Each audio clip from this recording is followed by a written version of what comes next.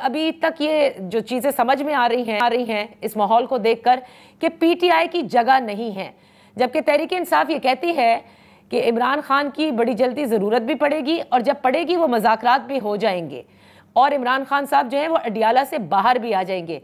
आप क्या देख रहे हैं इस माहौल में? ये मुस्तकबिल करीब में होता नजर आ रहा है आपको, या भी बड़े वो कहते हैं ना दिल्ली दूरस्थ?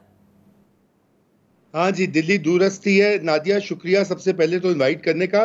देखें, बात यह है कि इस बात का कई बार जिक्र भी हो चुका है और बहुत इसके ऊपर स्पेकुलेशन भी मौजूद है, लेकिन हो सकता है कि मैं गलत हूं और मैं पहले से डिस्क्लेमर दे रहा हूं, लेकिन मुझे अभी ऐसे कोई आसार नहीं दिखाई दे रहे कम से कम आने वाले महीनों में या 2024 में कि जहां पर इस्टेब्लिशमेंट और साबिक वज़ीर-ए-आज़म इमरान खान की कोई डील हो और वो उनकी जेल से छुटकारा हो जाए। अच्छा, जेल से तो हो सकता है कि उनको केसेस में रिलीफ मिल रहा है, लेकिन आपने देखा है एक में निकलते हैं तो दूसरे में गिरफ्तारी डाल दी जाती है, तो ये सिलसिला अभी तक तो चलता दिखाई दे रहा है।